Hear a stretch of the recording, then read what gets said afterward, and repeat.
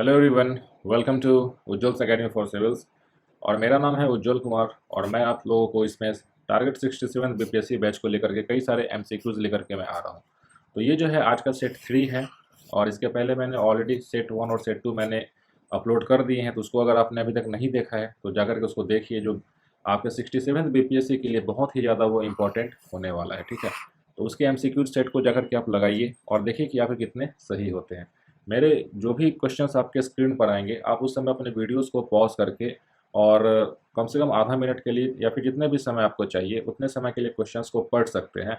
और उसके बाद देखिए कि उसका क्या आंसर होने वाला है, क्योंकि मैं आपको राइट आंसर तो दे ही दूंगा, लेकिन आप खुद भी प्रैक्टिस कीजिए कि उससे आपको भी पता चलेगा कि आपको कितने क्वेश्चंस के आंसर सही से मालूम थे।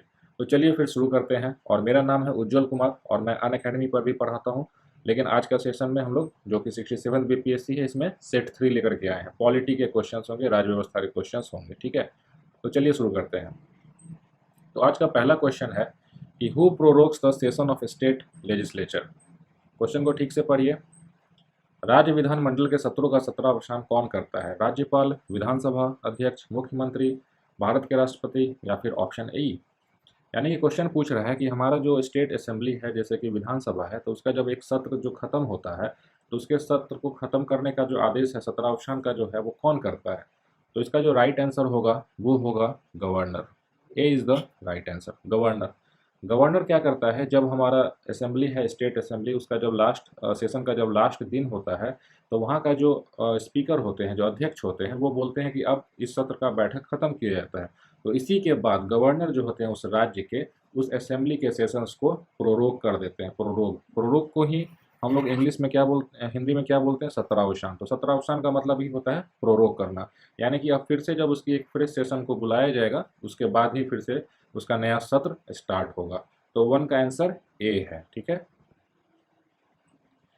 दूसरा question, which of the following correctly defines gram sabha. निम्नलिखित में से कौन ग्राम सभा को सही ढंग से परिभाषित करता है? आपके जो ऑप्शंस हैं, association of village elders, association of panchayat women, persons in the electoral roll of a panchayat, all persons of the panchayat above the age of 15 years, या फिर ऑप्शन ई, गांव के बुजुर्गों का संघ, पंचायत महिला संघ, पंचायत की मतदाता सूची में शामिल व्यक्ति, 15 वर्ष से अधिक आयु के पंचायत के सभी व्यक्ति, या फिर ऑप्शन ई। तो इसका जो राइट आंसर होगा वो होगा सी, पंचायत की मतदाता सूची में शामिल व्यक्ति। आप सभी को मालूम है कि जो ग्राम सभा जो होता है, ग्राम सभा की व्यवस्था जो है, ये हमारे पंचायती राज सिस्टम से जुड़ा हुआ है, पंचायती राज सिस्टम से ग्राम सभा। ठीक है, तो बहुत ज़्यादा लोग इसको समझ लेते हैं कि ग्राम सभा मतलब कि गांव में वैसे लोगों का समूह जो कि कहीं भी बैठ के बैठक करते हैं या फिर ऐसा चीज़ है, लेकिन नहीं, हमारे संविधान में इसको आर्टिकल 243 में ऑलरेडी डिफाइन कर दिया गया है। ठीक है, आर्टिकल 243 जो है संविधान का, 243 243, उसमें इन चीज़ों का जिक्र कर दिया गया है। पंचायती राज व्यवस्था जो कि पार्ट 9 में है हमारे संविधान में, तो उसमें इन चीज़ को एक्सप्लेन किया गया है। तो वहाँ पे जो ग्राम सभा का जो डेफिनेशन दिया गया है पंचायत के संदर्भ में, वो ये बोला गया है कि पंचायत की मतदाता सूची में जितने भी शामिल लोग हैं उन्हीं को ग्राम सभा बोला जाएगा। और यही ग्राम पंचायत के जो भी इलेक्शंस होते हैं तो ये लोग ही उसी में वोट भी करते हैं, या फिर पंचायत का कोई डिसीजन लेना होता है तो ग्राम सभा का मीटिंग बुलाया जाता है। जितने भी लोग जो वहाँ पे रजिस्टर्ड वोटर्स हैं उनको बुलाया जाता है, उनसे उनकी सारी समस्याओं को पूछा जाता है कि आपके पंचायत में क्या सब समस्याएं हैं और उनका क्या सब निवारण होना चाहिए। तो ये होता है ग्राम पंचायत का, ग्राम सभा का मतलब। चलिए अगला सवाल देखते हैं कि क्या है। चलिए, who shall mandatorily act in aid of the Supreme Court. सर्वोच्च न्यायालय की सहायता के लिए अनिवार्य रूप से कौन कार्य करेगा? तो ऑप्शन है only civil authorities, only judicial authorities, both civil and judicial authorities, neither civil nor judicial authorities, या फिर ऑप्शन ई, केवल सिविल अधिकारी, केवल न्यायिक अधिकारी, सिविल और न्यायिक दोनों प्राधिकरण, न तो सिविल और न ही न्यायिक अधिकारी, या फिर ऑप्शन ई। तो आपको मैं बताता चलूँ कि इसका जो राइट आंसर होगा दैट इज सी। ठीक है, सिविल और न्यायिक दोनों प्राधिकरण। और इनको जो है हमारे संविधान ने ऐसा इनको निर्देश दे रखा है कि ये लोग मैंडेटली अनिवार्य रूप से सुप्रीम कोर्ट यानी कि सर्वोच्च न्यायालय की सहायता करेंगे। और कौन सा अनुच्छेद है? तो 144 है। ठीक है, 144, ये जो आर्टिकल है, अगर आप ये पढ़िएगा संविधान में जाकर के आर्टिकल 144, तो उसमें ये चीज़ लिखा गया है कि जितने भी देश में सिविल और जुडिशियल अथॉरिटीज़ हैं, they shall mandatorily act in aid of the Supreme Court, यानी कि उनको अनिवार्य रूप से सर्वोच्च न्यायालय की सहायता करना है। तो इस चीज़ को ध्यान रखिएगा, आपके एग्ज़ाम में पूछा जा सकता है कि क्या सिर्फ सिविल अधिकारी होते हैं या फिर केवल न्यायिक अधिकारी होते हैं, या सिविल और न्यायिक दोनों हो सकते हैं। तो इसका राइट आंसर होगा सी। चलिए नेक्स्ट क्वेश्चन पे चलते हैं। Which article of the Constitution states that the law declared by the Supreme Court shall be binding on all courts? संविधान के किस अनुच्छेद में कहा गया है कि सर्वोच्च न्यायालय द्वारा घोषित कानून कब सभी न्यायालयों पर बाध्यकारी होगा? ऑप्शन ए 141 है, 142 है, 143 है, 144 है। तो इसका राइट आंसर क्या होगा बताइए सभी लोग, आप लोग सोचिए अपने मन में क्या आंसर होगा।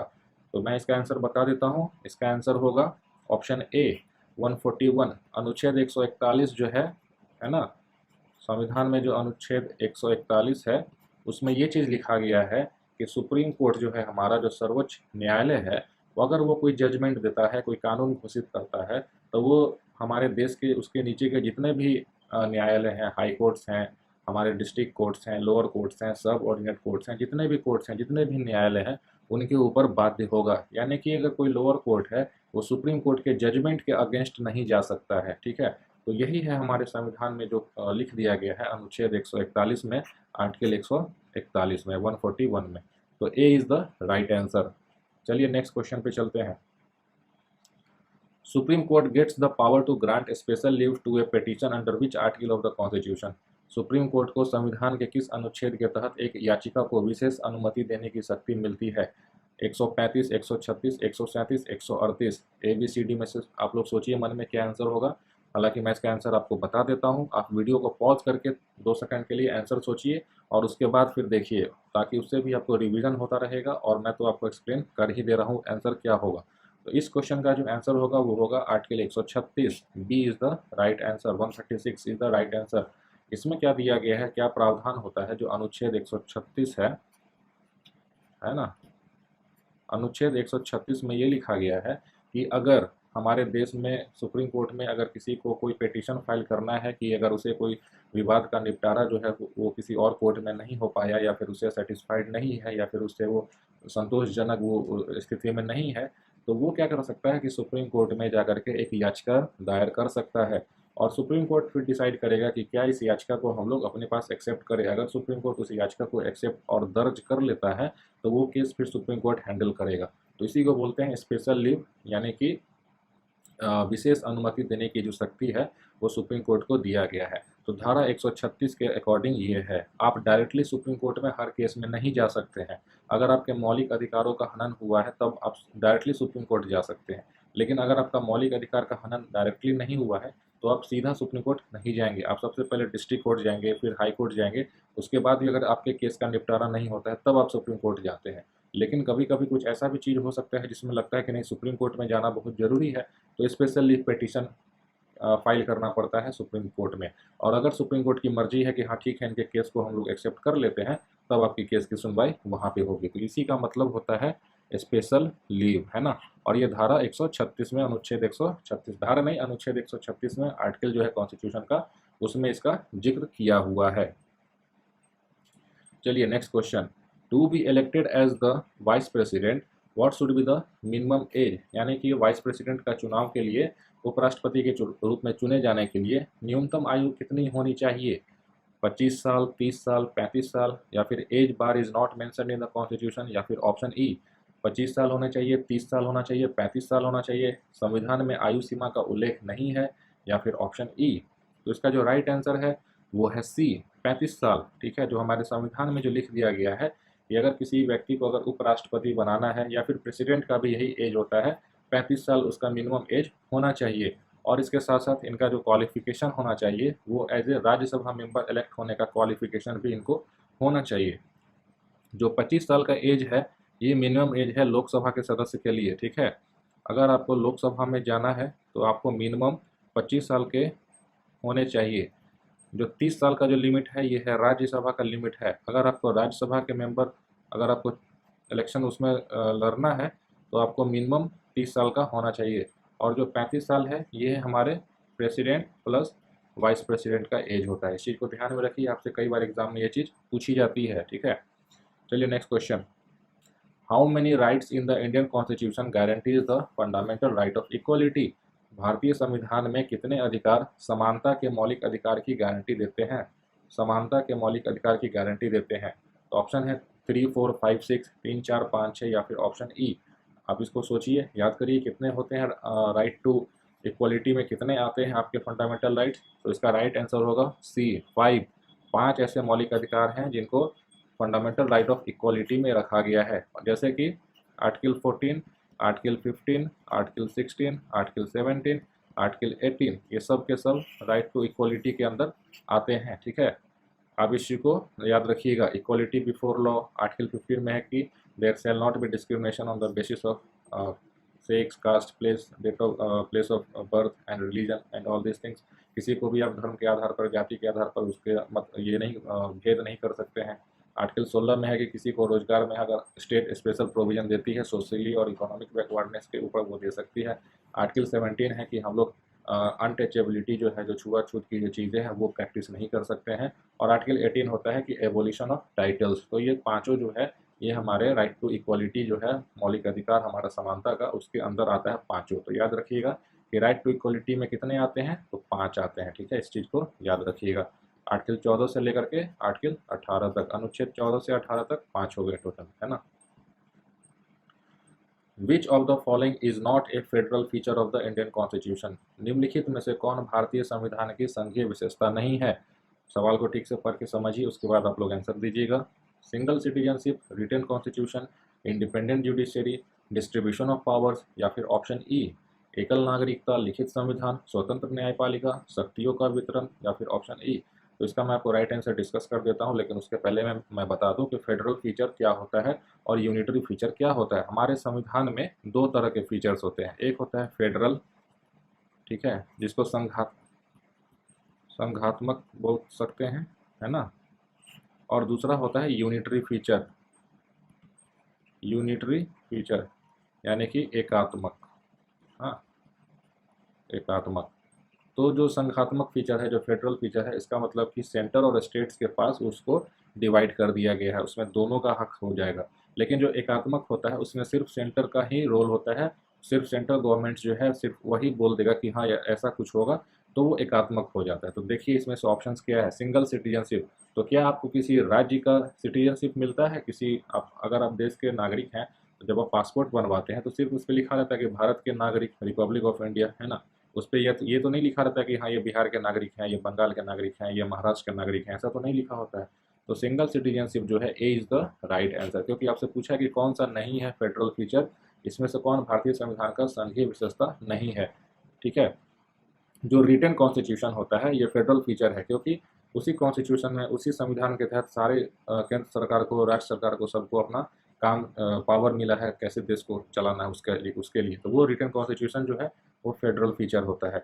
इंडिपेंडेंट जुडिशरी है, जो स्वतंत्र न्यायपालिका है, यह भी एक फेडरल फीचर जो है उसका निशानी है। और डिस्ट्रीब्यूशन ऑफ पावर्स, तो शक्तियों का वितरण, कि हाँ एक सेंट्रल गवर्नमेंट है, एक स्टेट गवर्नमेंट है, उनके बीच में जो डिस्ट्रीब्यूशन है, जो शक्तियों का वितरण है, ये भी आपको फेडरल फीचर है। तो A is the right answer.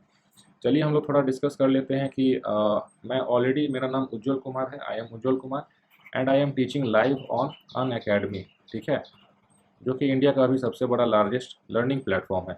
तो अगर आप बीपीएससी की तैयारी करना चाहते हैं तो आप मुझसे जुड़ सकते हैं अनअकैडमी के प्लेटफॉर्म पे। ठीक है, आज ही सब्सक्राइब कीजिए इसके यूट्यूब चैनल को भी और इसके लर्निंग ऐप्स को भी डाउनलोड कीजिए। अगर आप एंड्रॉयड मोबाइल यूज़ करते हैं या फिर एप्पल मोबाइल यूज़ करते हैं तो अपने ऐप स्टोर में, प्ले स्टोर में जा करके अनअकैडमी लर्निंग ऐप को आप सर्च करके डाउनलोड कीजिए।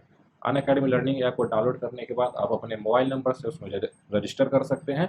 और फिर अगर आप बीपीएससी की तैयारी करना चाहते हैं या फिर कोई भी एग्ज़ाम देना चाहते हैं तो उसमें एक गोल सेलेक्ट कीजिए, स्टेट, पीएससी या फिर जो भी एग्ज़ाम है, और फिर उसमें बीपीएससी को सिलेक्ट कर लीजिए।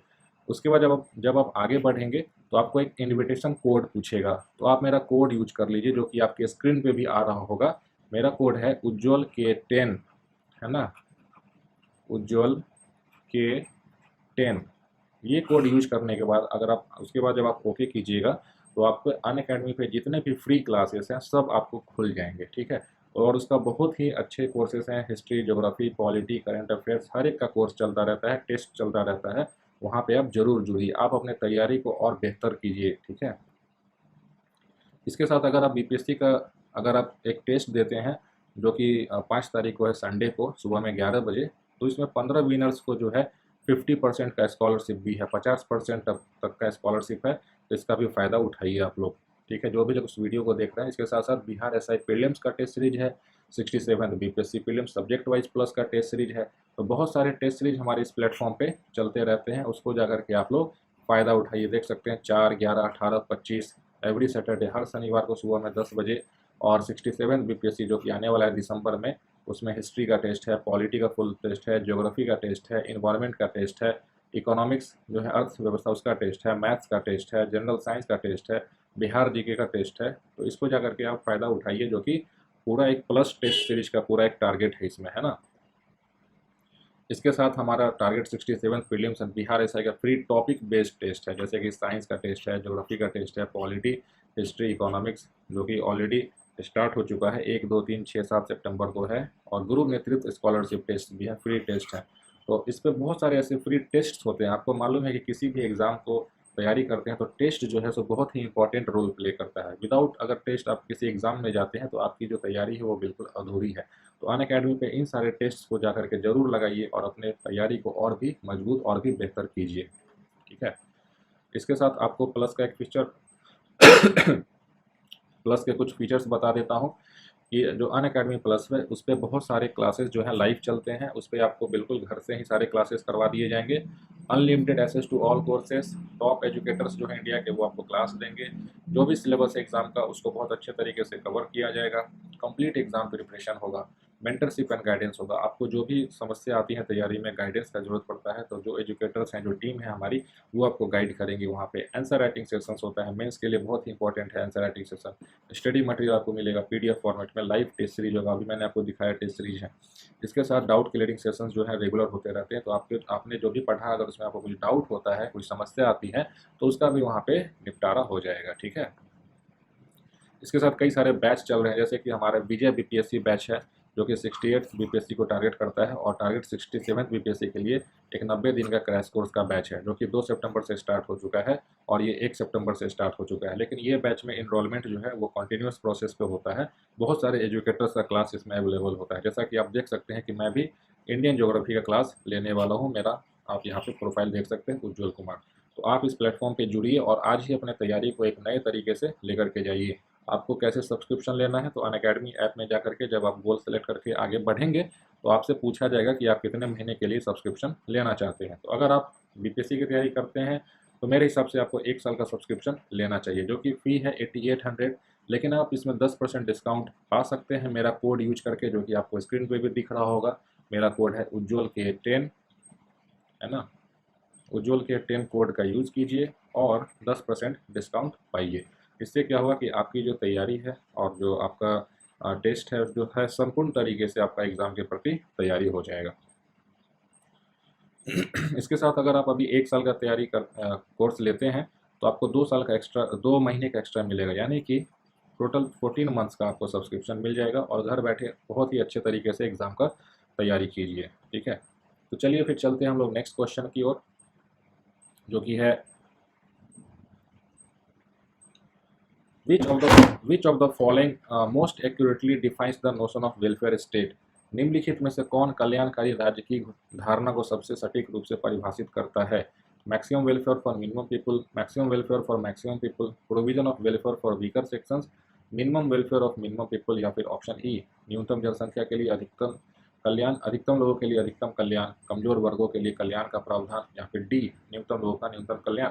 तो इसका राइट आंसर होगा सी इज़ द राइट आंसर। यानी कि वेलफेयर स्टेट मतलब कि एक कल्याणकारी राज्य की जो स्थापना होती है वो क्या होता है, वहाँ पे जो भी वीकर सेक्शंस हैं, जो भी सोसाइटी के सबसे नीचे लेवल पे हैं, जो गरीब हैं, जो सोशली बैकवर्ड हैं, तो उनको जो है स्टेट जो है वो कल्याणकारी राज्य है, तो उनको वेलफेयर करेगी, उनके लिए कई सारे स्कीम्स लेकर के आएगी, योजनाएं लेकर के आएगी, उनको शिक्षा का प्रावधान, उनको रोजगार का प्रावधान, उनको स्वास्थ्य का प्रावधान। तो ऐसे जो भी चीज़ें होती हैं वो वेलफेयर स्टेट कहलाता है। और हमारे देश में भी जो वेलफेयर स्टेट का जो कॉन्सेप्ट है वो कहाँ पे मेंशन है, तो जो हमारे डीपीएसपी है, directive principles of state policy, यानी कि राज्य के नीति निर्देशक तत्व जो हैं उसमें ये चीज़ें की कल्पना की गई हैं वेलफेयर स्टेट बनाने का। चलिए नेक्स्ट क्वेश्चन पे चलते हैं।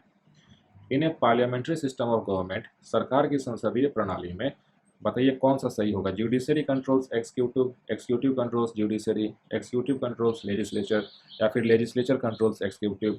न्यायपालिका कार्यपालिका को नियंत्रित करती है, कार्यपालिका न्यायपालिका को नियंत्रित करती है, या फिर कार्यपालिका विधायिका को नियंत्रित करती है, या फिर विधायिका कार्यपालिका को नियंत्रित करती है, या फिर ऑप्शन ई। तो इसका जो राइट आंसर होगा कि लेजिस्लेचर कंट्रोल्स एग्जीक्यूटिव।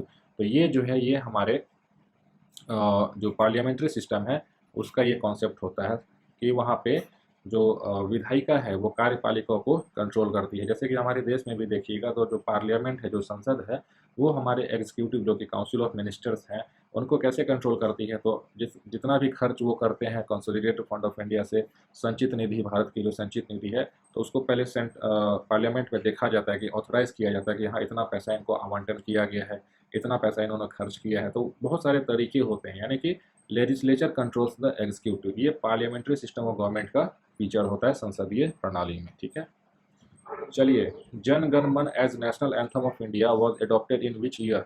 भारत के राष्ट्रगान के रूप में जन गण मन को किस वर्ष अपनाया गया था। बहुत ही फैक्चुअल सवाल है, तो आप बताइए आंसर क्या होगा। इसका जो राइट आंसर है वो है 1950, और जिसका डेट है वो है 24 जनवरी को 1950 को किया गया था। यानी कि हमारा जो राष्ट्रगान जो है, जनगण मन, जो हम लोग राष्ट्रगान हमेशा गाते हैं जब भी कोई ऐसा फेस्टिवल होता है जिसमें झंडा फहराया जाता है, 26 जनवरी, 15 अगस्त, तो उसमें जो राष्ट्रगान जो हम लोग चलाते हैं, तो वो उसको अपनाया गया था कब, तो 24 जनवरी 1950 को। इस चीज़ को याद रखिए। इसके साथ through which amendment the education was made part of the concurrent list. किस संशोधन द्वारा शिक्षा को समवर्ती सूची का भाग बनाया गया था। इसका जो राइट आंसर होगा वो होगा 42nd अमेंडमेंट 1976। यानी कि 1976 का जो 42वां अमेंडमेंट था उसमें एजुकेशन को, जो हमारा शिक्षा है, उसको स्टेट लिस्ट से हटा करके कंकरेंट लिस्ट में ऐड कर दिया गया था। यानी कि राज्य सूची से हटा करके समवर्ती सूची का भाग बना दिया गया था। इस चीज़ को याद रखिए, बहुत ही इंपॉर्टेंट क्वेश्चन है, फैक्चुअल क्वेश्चन है। सो आज के लिए बस इतना ही क्वेश्चन। हम लोग फिर से एक नए सेशन में नए क्वेश्चन, नए सेट्स के साथ हाजिर होंगे।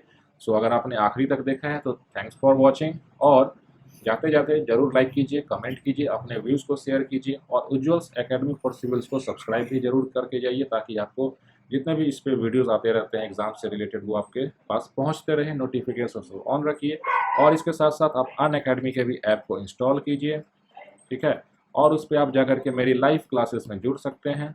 लाइव क्लासेस जो कि मैं वहाँ पे लेता हूँ, और मेरा जो कोड है उसको आप ज़रूर से ज़रूर यूज़ कीजिए, ताकि आप डिस्काउंट ले सकें और आप अपने तैयारी को बहुत ही अच्छा कर सकें। मेरा जो कोड है अनअकैडमी पे, दैट इज उज्ज्वल K10। ठीक है, विदाउट एनी स्पेस, और सभी कैपिटल लेटर में है। और मुझे अनअकैडमी पर भी फॉलो कीजिए, मेरा प्रोफाइल आपको दिखेगा उज्ज्वल कुमार नेम से, वहाँ पे भी जा करके मुझे सपोर्ट कीजिए और मुझे फॉलो कीजिए। ठीक है, तो फिर मिलते हैं हम लोग फिर से नए वीडियो में नए क्वेश्चंस के साथ। तब तक के लिए आप अपनी पढ़ाई को जारी रखिए। Thank you everyone for watching this video।